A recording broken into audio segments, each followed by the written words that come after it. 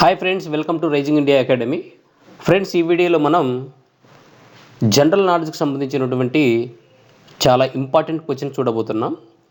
ఈ క్వశ్చన్స్ చాలా previous questions పేపర్స్లో కూడా అడగడం జరిగింది.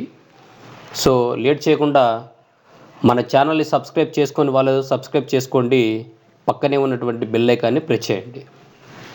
ఫ్రెండ్స్ చూడండి, first question, the black hole theory was proposed by whom? ఈ బ్లాక్ హోల్ థియరీని చెప్పినటువంటి సైంటిస్ట్ ఎవరు అంటే ఎస్ చంద్రశేఖర్. ఈ బ్లాక్ హోల్ థియరీ అంటే అర్థం ఏంటంటే, విశ్వంలో ఉన్నటువంటి ఒక ప్రాంతం ఏ విధంగా ఉంటుందంటే వాటి యొక్క గ్రావిటీ అనేది ఇన్ఫినిటీగా ఉంటుంది. ఆ ప్రాంతం యొక్క గ్రావిటీ ఏమవుతుందంటే ఇన్ఫినిటీగా ఉంటుంది. సో అటువంటి ఇన్ఫినిటీగా ఉన్నటువంటి ప్రాంతాన్ని మనం బ్లాక్ హోల్గా పిలుస్తాం అన్నమాట.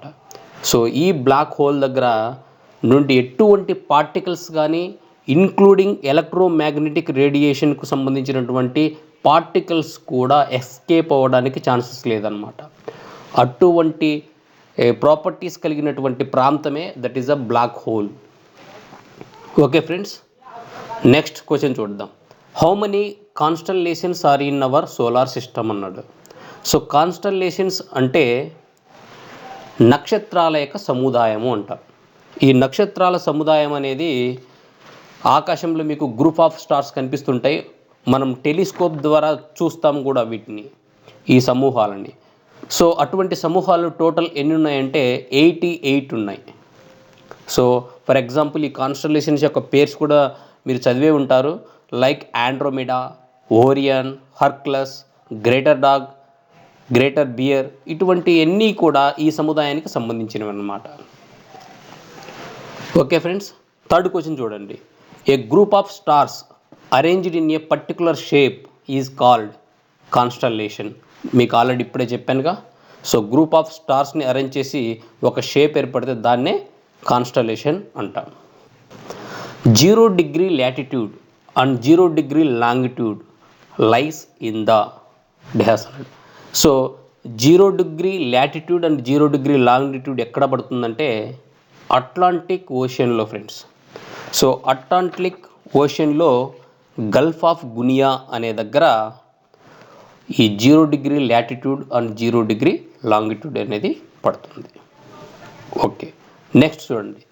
The basic of deciding standard time of any place is అన్నాడు. సో మన బేసిక్ టైంని ఎక్కడి నుంచి తీసుకుంటాము అంటే స్టాండర్డ్ టైంను all over the world prime meridian నుంచి తీసుకుంటాం. దీన్నే జిఎంటీ అంటాం. ఓకే, సో ఈ జిఎంటీ అనేది ప్రైమ్ మెరిడియన్ ద్వారానే తీసుకుంటాం friends. Okay, the prime meridian అనేది మన గ్లోబ్లో నార్త్ నుండి సౌత్కి మధ్యగా వెళ్తుందన్నమాట. స్ట్రైట్గా పర్పెండికులర్గా వెళ్తుంది. సో దాన్నే మనం మెరిడియన్ అంటాం, ప్రైమ్ మెరిడియన్. నెక్స్ట్ చూడండి. Where day and night are equal throughout the year అన్నాడు. సో రాత్రి పగళ్ళు ఈక్వల్గా ఎక్కడ ఉంటాయంటే ఈక్వేటర్ దగ్గర రాత్రి పగళ్ళు ఈక్వల్గా ఉంటాయి. అంటే 12 hours day and 12 hours night అనేదిగా ఉంటుంది. అదే నార్త్ పోల్ దగ్గర అనుకోండి, అక్కడ 24 hours సూర్యుడు కనిపిస్తూనే ఉంటాడు. ఓకే, అంటే 24 hours సూర్యుడు అక్కడే ఉంటాడు, నార్త్ పోల్లోనే మీకు కనిపిస్తూ ఉంటాడు. సో అక్కడ డే ఉంటుంది. ఓకే, సౌత్ పోల్ దగ్గర నైటే ఉంటుంది. సో ఓన్లీ ఈక్వేటర్ దగ్గరే డే అండ్ నైట్ ఉంటుంది throughout the year. Next question చూద్దాం. Shortest day of the year in northern hemisphere is on అన్నాడు. సో షార్టెస్ట్ డే ఏంటిదంటే నార్థన్ హెమిస్పియర్లో 22nd December. ఈ 22nd December అనేది shortest day. Okay friends, next question చూడండి. Rovers Cup is related to which of the following games అంటారు. ఈ Rovers cup అనేది ఫుట్బాల్కి సంబంధించింది ఫ్రెండ్స్. నెక్స్ట్ క్వశ్చన్ చూడండి. Sankhya school of philosophy founded by. ఈ సాంఖ్య స్కూల్ని ఎవరు కనుగొన్నారంటే కపిల. ఓకే, ఈ కపిల అనేటువంటి మహర్షి సాంఖ్య స్కూల్ ఆఫ్ ఫిలాసఫీని కనుగొన్నాడు. Vande Mataram is national song of India was composed by whom అన్నారు.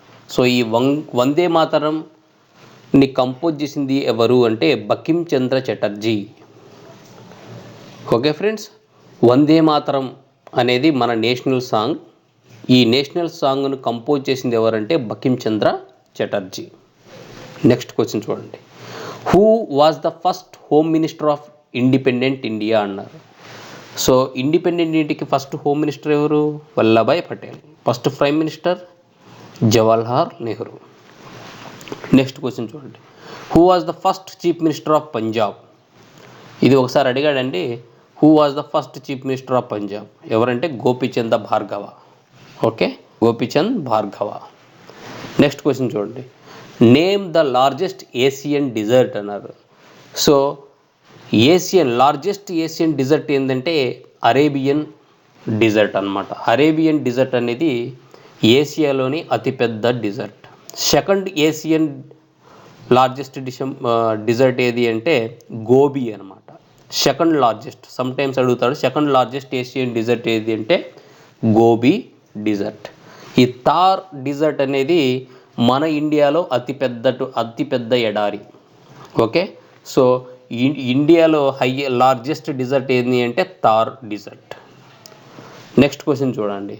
సహారా అనేది ప్రపంచంలోనే వరల్డ్స్ లార్జెస్ట్ డిజర్ట్ అనేది సహారా డిజర్ట్. ఈ సహారా డిజర్ట్ ఎక్కడ ఉంది అంటే మొరాకోలో ఉంది.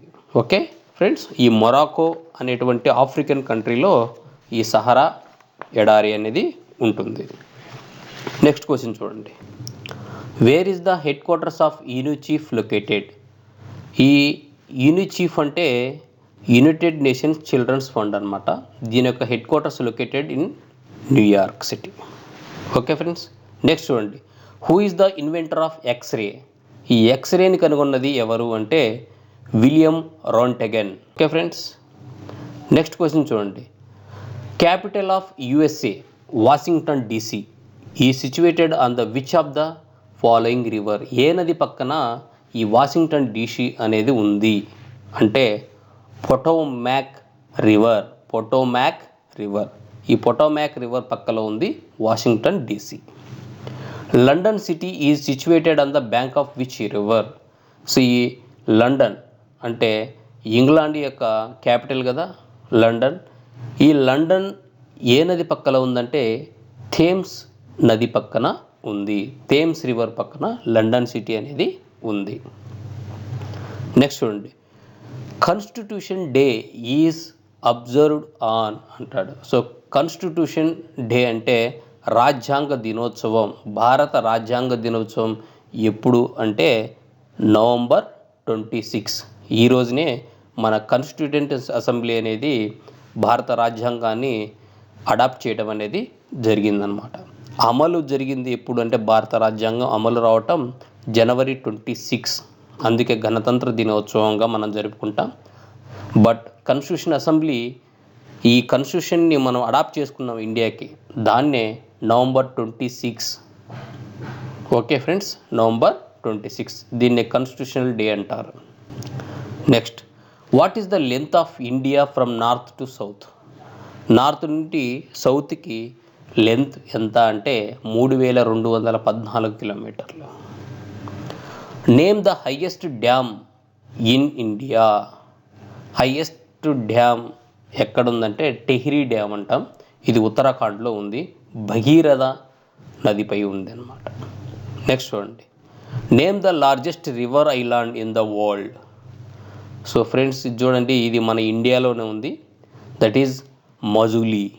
ఈ మజులీ అనేది బ్రహ్మపుత్ర నదిలో ఉన్నటువంటి ఐలాండ్ అన్నమాట. ఇదే భారతదేశంలో మొట్టమొదటి డిస్టిక్ కూడా. ఓకే ఫ్రెండ్స్, మొట్టమొదటి డిస్టిక్ అస్సాం రాష్ట్రానికి చెందినటువంటి డిస్టిక్ అనమాట Majuli. Jana Gana Mana is the national anthem of India which was composed by whom అన్నారు. సో ఈడ హీ ఉంది, హీ కాదు, ఈడ టీ రావాలి, the. So Jana Gana Mana is the national anthem of India which was composed by whom. ఎవరు? రవీంద్రనాథ్ ఠాగూర్. జనగణమనను రాసింది ఎవరు? Rabindranath Tagore. Next, name the highest waterfall in India. ఈ హైయెస్ట్ వాటర్ ఫాల్ ఎక్కడుందంటే కుంచికల్. ఈ కుంచికల్ అనేది కర్ణాటక రాష్ట్రంలో ఉంది, కుంచికల్లో ఉంది. Next, name of the largest flower in the world. ఈ లార్జెస్ట్ ఫ్లవర్, అతి పెద్దమైనటువంటి పుష్పం ప్రపంచంలోనే ఎక్కడుంది అంటే ఇండోనేషియాలో ఉంటుంది. దాని పేరే రఫ్లేషియా. స్టేమ్ఫోర్డ్ రఫ్లేషియా అంటారు. యాక్చువల్గా ఈ స్టేమ్ఫోర్డ్ అనేది ఫౌండర్ ఆఫ్ దిస్ ఫ్లవర్.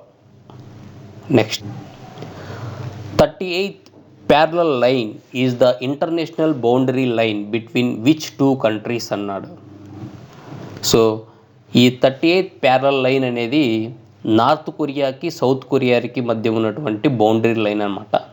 ఈ బౌండరీ లైన్ని రెండో ప్రపంచ యుద్ధం కొద్దిగా ముందు అనమాట, అయిపోయే కొద్దిగా ముందు రోజుల్లో దీన్ని నిర్ణయించడం జరిగింది యుఎస్ఎస్ఆర్. సో నార్త్ కొరియాకి సౌత్ కొరియాకి మధ్య ఉన్నటువంటి international boundary, that is a 38th parallel line. Next, which state of India has longest coastal line. మీకు అందరు తెలిసిన ఈజీ బిట్టే, that is Gujarat. Gujarat is the longest coastal line state అనమాట. Okay friends, thank you very much.